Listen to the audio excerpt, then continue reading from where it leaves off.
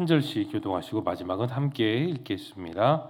여호와께서 변론하러 일어나시며 백성들을 심판하려고 서시도다. 여호와께서 자기 백성의 장로들과 고관들을 심문하러 오시리니 포도원을 삼킨 자는 너희이며 가난한 자에게서 탈취한 물건이 너희 집에 있도다. 어찌하여 너희가 내 백성을 짓밟으며 가난한 자의 얼굴을 맷돌질하느냐? 주 만군의 여호와 내가 말하였느니라 하시도다. 여호와께서 또 말씀하시되 시온의 딸들이 교만하여 느린 목 정을 통하는 눈으로 다니며 아기적거리고 걸으며 발로는 쟁쟁한 소리를 낸다 하시도다. 함께 읽겠습니다. 그러므로 주께서 시온의 딸들의 정수리에 딱지가 생기게 하시며 여호와께서 그들의 하체가 드러나게 하시리라. 아멘. 선지자 이사야의 사역을 담고 있는 이 선지자 이사야서를 보시면 하나님께서는 심판자로 등장하십니다. 그런데 여러분 오늘 본문을 유심히 보시면 하나님께서는 오늘 어떻게 등장하시죠? 법을 다스리는 재판관으로 등장하고 계십니다. 하나님의 심판의 대상은 우상이나 또는 우상 숭배자들이 아닙니다. 오늘 본문에서 나와 있는 그 대상자들은 남유다의 모든 장로들 그리고 남자의 모든 정치인들입니다. 그들이 심판을 받아야 되는 이유가 이렇게 나와 있어요. 백성들의 삶을 힘들게 하고 악을 행하고 있기 때문입니다. 그뿐만이 아니죠. 남유다의 많은 백성 중에는 사치를 행하고 탐령을 행하는 수많은 백성들이 있었습니다. 영적으로도 불결한 그런 이들을 향해 하나님께서는 정의의 검을 드셨습니다. 이것이 오늘 본문의 전체의 내용입니다. 우리 첫 번째 내용 관찰을 보겠습니다. 이사야는 하나님께서 장로와 고관들에게 무엇을 심판하신다고 말씀합니까? 힘없고 가난하고 유린되고 있는 남유다 모든 백성들의 그 포도원을 뺏은 장로들과 고관들을 하나님께서 심판하시겠다고 하셨습니다. 백성들을 보호하고 그들을 잘 다스리고 잘 살게 이끌어야 되는 사람들은 바로 고관들이고 정치인들이었습니다. 하지만 그들은 그들의 본분을 망각해버리고 말았습니다. 하나님의 뜻을 저버렸습니다. 자기의 이익만 챙기고 자기의 배만을 늘리는 그런 사람들, 파렴치한 인간들이 고관들이고 정치인들이었죠. 하나님은 그 모든 것을 처음부터 다 지켜보고 계셨습니다. 고관들과 정치인들은 자신의 눈으로 믿음에 닫혀진 눈으로 하나님을 볼 수 없었지만 하나님은 처음부터 그들의 잘못된 악행들을 끝까지 보고 계셨습니다. 여러분 교재 2번을 봅니다. 이사야는 하나님께서 시온의 딸들에게 어떤 형벌을 내릴 것이라고 말합니까? 시온에 딸고 있는 여성들 역시 잘못된 행동을 하고 있었죠. 사치와 악행을 일삼았습니다. 탐행을 부렸고 악행을 이어왔고 또 음행을 저지르며 자기 만족에 빠져있던 사람들이 시온의 여인들이었죠. 하나님 그들에게 17절의 말씀처럼 그들의 정수리에 딱지가 생기겠다고 말씀하셨습니다. 그리고 그들 하체가 드러나는 형벌을 반드시 그들의 삶 속에 드러낸다고 약속하셨습니다. 3번을 보겠습니다. 연구와 묵상인데요. 하나님께서는 왜 남유다의 지도자들과 백성들을 심판하십니까? 여러분 남유다는 어떤 나라인가요? 북이스라엘과 다르게 남유다는 다윗의 후손들이 살고 있는 나라들입니다. 그리고 하나님께서 직접 다윗과 언약을 맺었습니다. 언약 아주 중요합니다. 그 언약을 맺은 나라, 하나님의 섭리로 살아가는 나라가 바로 남유다였습니다. 축복받은 이유는 그들에게 없었습니다. 결코 눈을 씻고 보아도 그들에게는 없습니다. 그들은 자격 없는 백성들이에요. 하나님께서 축복하신 것은 그 남유다에게 언약을 통해 약속하셨기 때문입니다. 다윗 왕 그 한 사람으로 인해서 남유다는 그 언약의 나라로 살아갈 수 있었습니다. 그만큼 하나님은 다윗이 있는 나라 그 남유다를 무엇보다도 사랑하셨죠. 그 사랑이 너무나도 크기 때문에 백성들이 바른 길로 가고 올바른 생각을 할 수 있도록 하나님은 공의로운 심판을 내리셨던 겁니다. 돌이키기 위해서요.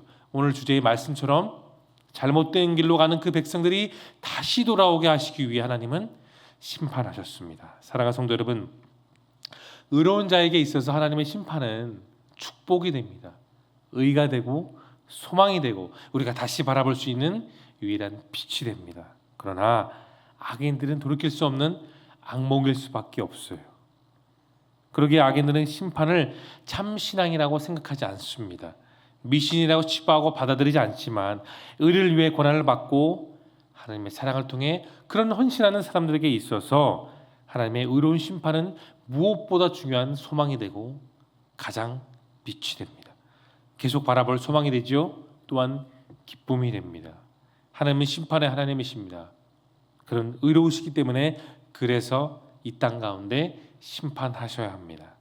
그리고 하나님께서 심판하실 때 가장 먼저 그의 집부터 심판하셨죠. 그분의 집이 깨끗할 때에 하나님께서 세상을 다스릴 또 세상을 심판할 근거가 되기 때문입니다.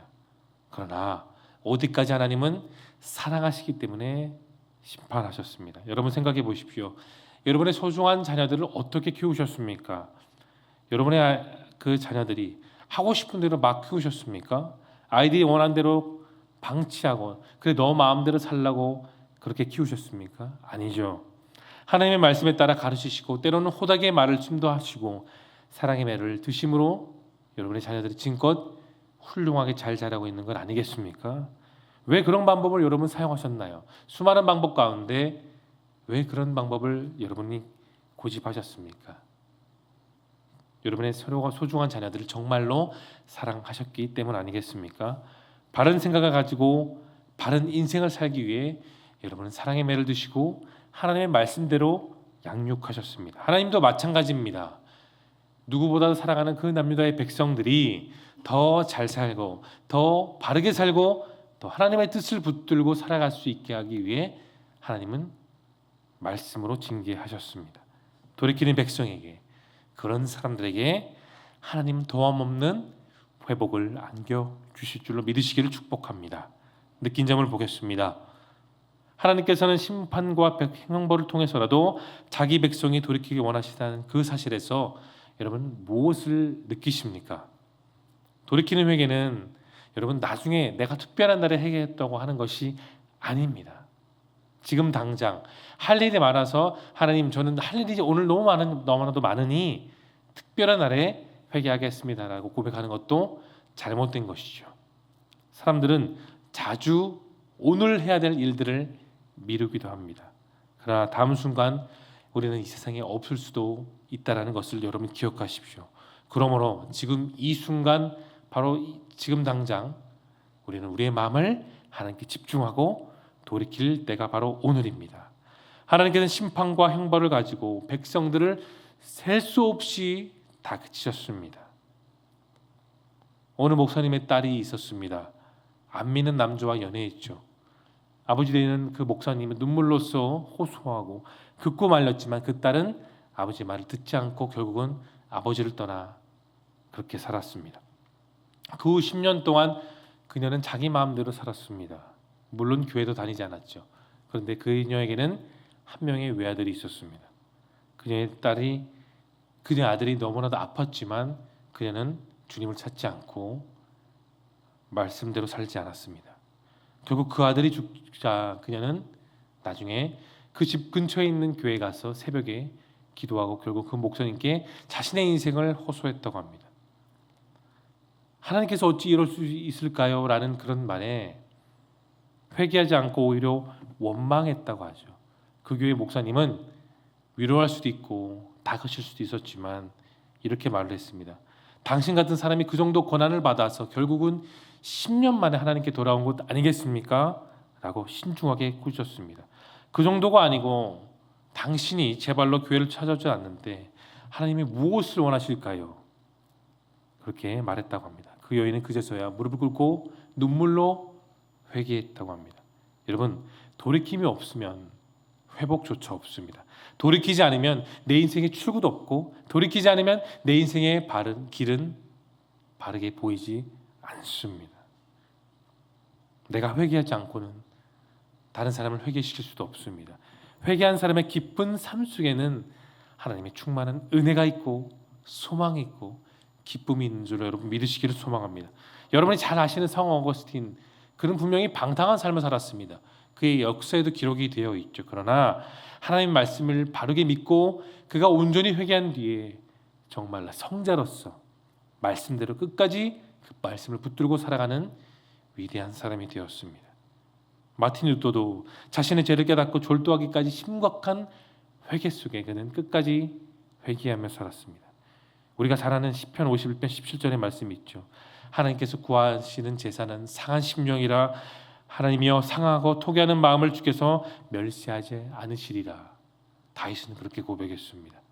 하나님은 자기 죄를 깨닫고 깨어진 심령으로 나와 애통하는 그 회개하는 사람에게 하나님 돌이키는 은혜를 내려주십니다.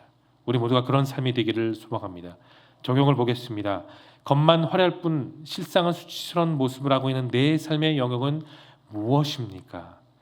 이 세상을 살고 있는 모든 사람, 불신자이든 크리스찬들이든 어느 것 예외할 것 없이 누구나 다 크고 작은 수치심은 다 있죠. 그 수치심을 그냥 수치심으로 두는 것이 아니라 주님 앞에 고백하고 그 수치심을 변화시켜 삶의 자양분이 되는 에너지가 될 수 있기를 바랍니다. 수치심이 있으면 그 수치심을 감추는 것이 아니라 하나님께 고백하고 나아갈 때 하나님은 그 수치심이 변하여 은혜로 만들어 주십니다. 소망으로 만들어 주시고 기쁨을 만들어 주십니다. 성경 말씀에도 나와 있죠. 남편을 다섯 두었던 그 여성, 어떤 비전도 없고 소망이 없던 그 여성에게 주님은 다가가셨고 그 수치심이 변하여 그녀를 완벽하게 변화시켜 주시었습니다. 12년 동안 혈루증을 앓았지요.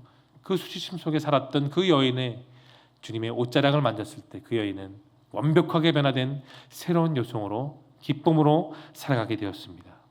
그 수치심이 예수님을 만난 도구가 되었고 그 수치가 주님을 만남으로 기쁨이 되었습니다. 우리의 수치심을 주님은 그 십자가 위에서 온전히 당하셨고 우리의 모든 죄와 부끄러움을 개의치 않으시고 다 품으셨으며 우리를 완벽하게 변화시켜주는 그 십자가의 사랑으로 우리를 오늘도 살아가게 하셨습니다. 여전히 우리 삶에 수치심이 있다면 그 십자가 앞에 여러분 다 내려놓을 수 있기를 소망합니다. 그것을 사람에게 내려놓지 마시고 주님께 내려놓으십시오. 주님은 그런 나의 마음을 오늘도 말씀을 통해 위로해 주실 것입니다. 마지막 결단입니다. 하나님께서 주신 재물, 은사, 능력을 주님의 향기를 드러내는 데 사용하기 위해 무엇을 결단하시겠습니까? 이 결단을 한마디로 정리하면 이렇습니까? 내 삶을 주님을 위해서 어떻게 사용하시겠습니까? 우리의 삶은 하나님의 은혜가 아니면 무엇으로도 대체할 수가 없습니다. 그분께 받은 그 은혜가 변질되지 않고 오늘을 살아가는 힘이 되기 위해서 여러분 오늘도 말씀을 따르는 결단의 삶을 살아갈 수 있기를 소망합니다. 그런 삶이 작은 예수의 삶이며 그분의 향기를 드러내는 삶이 됨을 믿으시며 오늘도 주님과 함께 동행하는 기쁨의 삶으로 이 하루를 살아갈 수 있기를 예수님의 거룩하신 이름으로 축원합니다. 이제 다 함께 기도하겠습니다.